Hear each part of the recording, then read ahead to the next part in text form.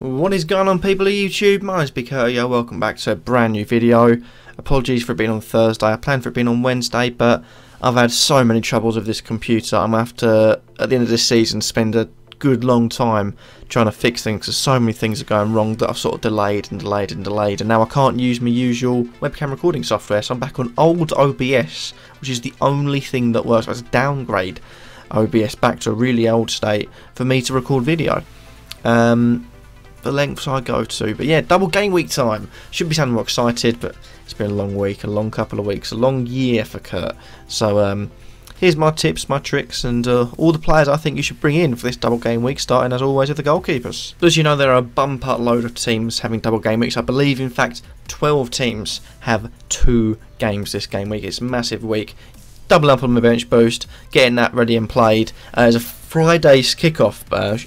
Kind of burnt their Friday kickoff, so do watch out for that. We have got 4 goalkeepers here: Fabianski, De Gea, Lloris and Matt Ryan. Basically Fabianski, to go through it, I think Swansea looking at it, Bournemouth away, Southampton at home. Either side of those teams around the same area. They could get 2 clean sheets, but Fabianski renowned for saves. I think either way, 4.7 if you're using bench boost. Whack him in your team, you're looking at potentially 3 points at least from both. That's 6 points. And if any more clean sheets, add that onto that. Any more saves, add that onto that. Bonus points as well, potentially in a 0-0, add that onto that. So I think he's got potential to score really high points. David De Gea, the same. I think away against Brighton is a bang-on clean sheet for Manchester United, which it pains me to say. And then West Ham, they open up this double game week, and then they play last on the Thursday. West Ham is an interesting game for them. I do feel like it's going to be a bit tough. Because I think West Ham are starting to feel like they need to fight for their lives. And I do think it's going to be down to the last game to see if West Ham stay up or not. I do think they're most likely going to survive, but they won't get a result here, and they've got a couple of tough games coming up, so West Ham need to start looking at the other 2 games, one of which against Leicester, which we'll obviously move on to in a bit.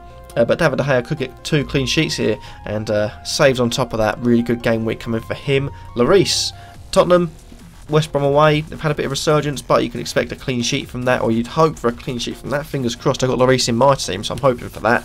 And Newcastle at home, 1-0, 2-0, that'll be it, and it'll be pretty boring. And then Matt Ryan, I really was struggling, but then I look at Brighton's fixtures and they've got Manchester United at home, Man City away. You're really going on the save points there. The fact he's got a double game week will get some save points. Hopefully keep it down to 1-2 goals in each game. Won't get too many minus points that way, and the save points will propel him up. So a bit like Fabianski, around 6-point mark should be aiming. Next up, for the penultimate time this season, we have the Fancy Tote 5-a-side? No, we don't. We have that a bit later. We have the Fancy Tote Dream Team segment, where I basically put my money where my mouth is, so to speak. I go on there and I bet on which team's going to score the most. Now, basically, this team this week is pretty heavily just double game weeks. It is actually all just double game weeks. There's only 6 different teams, 5 different teams. I can't count. 2, 3, 4, 5.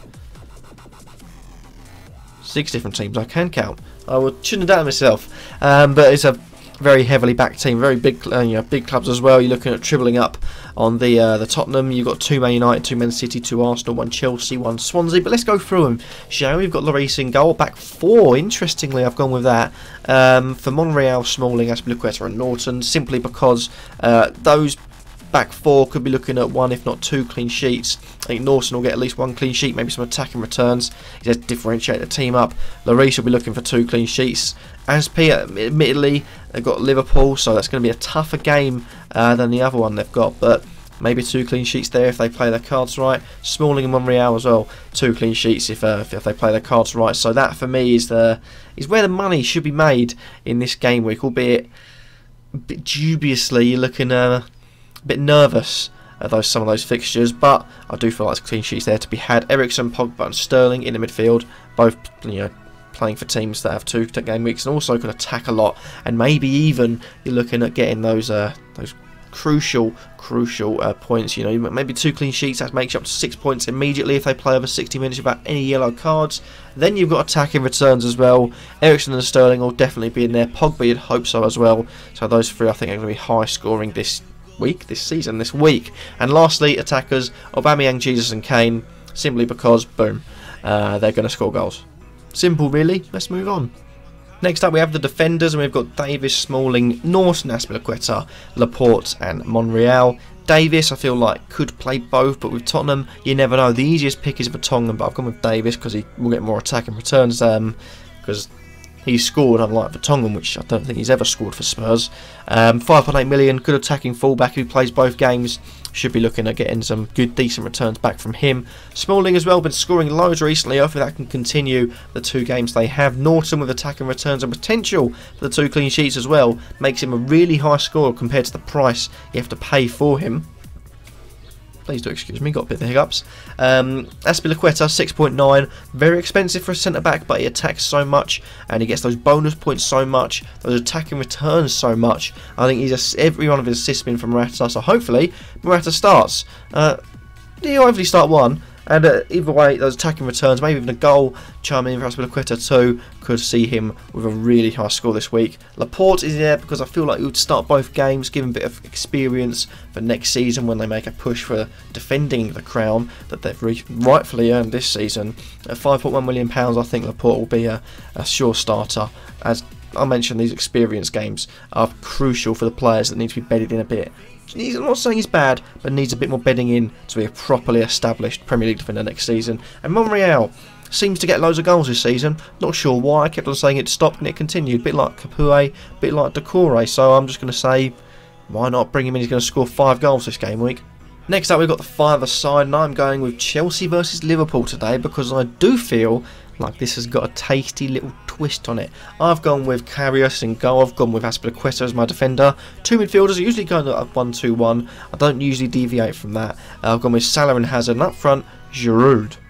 Interesting. I did say hopefully Morata would start, but I'm also going with Giroud because I do think Giroud would start, and I do think he can bully the defenders a bit as long as he stays away from Van Dijk, because he's massive and would probably eat me. But all joking aside, I do think that side is pretty well equipped. Chelsea could nick a 1-0 here, or even a 0-0. Suits Azpilicueta, that'll be 3 bonus points for him. Clean sheet for Karius. If we score goals, it's going to be through Hazard or Salah, and hopefully Giroud will be on the end of something this game, so the team could really well do well. But like most of my teams I picked for 5-a side, it could well flop. Moving on to midfield, you've got Eriksen, Pogba. Probably a bit old to do that joke anyway. Zaha, Willian, Sterling and Xhaka. Now, these picks I think are a bit interesting, and I'm going to go through a few of them. Eriksen, fantastic player, but he has his hot spurts and his cold spurts. And I thought it was over this week. I thought, you know what, this season he's going to be a new player. He's going to be getting them regularly, but he's had his hot spurts, he's also had his cold spurts like most points in the season. Hopefully he can kick himself into a nice, warm, cosy hot spurt and get some good attacking returns for these 2 games he plays in this single game week, which is double game week, so I've messed my words a bit there, but who cares. Pogba, Paul Pogba, if he's either going to blow it away or get sent off, so risk as you will. I've got him in my team, and if I'm risking it, you should be risking it too, because I'm not too ballsy, and if you're ballsier than me, you should go for it. But all joking aside, he's not going to get sent off. He will flop maybe in one of the games. I do think Pogba is a good player to bring in. You also got Wilfried Zaha. No double game week for him, but his tricks and his skills and Palace needing to survive. Also playing away against Stoke. It just means that he's just going to blitz it probably. 2 goals, 1 assist. Zaha for man of the week, even though he plays just 1 game. Interesting. Willian as well comes in. A bit of a risk there. I do think Hazard will play definitely, but Willian might not play in both. Might play only play in 1. Hopefully he gets on the pitch for both though. Has a chance to skill up the defenders and get some attacking returns in both. Fingers crossed. Sterling's another one. £9.1 million. He runs like a dinosaur. But it works because he's had a phenomenal season. Long may that continue if he's in your team this week. And I do believe he's one of the better players to bring in this week. And Xhaka, 5.1. He's a bit of an interesting player. Arsenal fans obviously don't like him at the moment. But he's had a lot more assists this season. He's calmed down a bit. Still a bit reckless, but calmed down a bit. I do think in these 2 games, definitely some attacking returns coming. Of course, we have our star player and star club. Star player being Kane. Star club being Chelsea. Now, Kane obviously has to come in as star player because why not? Everyone else is going to say it. I just want to fit in. And that's about it really. Also the fact he's probably going to score a lot of goals. I do think Kane is definitely one to look out for. He's probably going to smash West Brom with about 20 goals. He's going to claim everything anyway. And then he's probably going to score about 30 against Newcastle because he's probably going to claim everything anyway. So yeah, that joke's getting old as well probably. Yeah, probably, but I'm way behind here. But Kane I do think will be a great target for your captaincy this week, and he's definitely one to watch out for if you fancy putting a 5 or maybe even something less or something more on a star player this week. And with Chelsea the star team, star club, like I say, I think Chelsea could get a 1-0 against Liverpool, and if they get a clean sheet in both games, sorted. You don't even need to worry about how many goals Harry Kane is claiming because Chelsea all get star club. They get so many clean sheet points, having 6 defenders from the 11 starting. It's simple. Chelsea just do not lose this sort of thing. That's why I've got 5 star clubs from this season, and I think the 6th, if they get 2 clean sheets, could well be on the way. Lastly, we have the attackers. We've got Jesus, Kane, Vardy, Aubameyang and Perez. Jesus comes in at 10.4, only striker fit. Aguero's out for the season, and he's been scoring and assisting and doing really good attacking. So, yeah, bring him in. Kane, 13 million, hefty price tag. But he's a marksman and he's a finisher, and if he gets himself out of this little dilly-dally spurt he's on, then hopefully he can score some goals, because I'm relying on him a bit, because I stuck some money on him, and I probably will stick some more money on him come the start of the game week, which is meaning it's all in Kane's hands, and the way he looks currently, Salah's going to outscore him. But I want him to keep on thinking he can, because he can't, but I want him to think he can, just so he can score a few more goals this game week, sort me right out. Vardy, 8.9 million of Leicester. I said I'd go back onto the West Ham Leicester game. I think it's interesting. I do think, potentially, Leicester win it 3-2. Both teams struggling to defend, and Mahrez and Vardy just tearing them apart, playing a part. One of those two playing a part in each of Leicester's goals. I do think that it's going to be a nice day out for Leicester.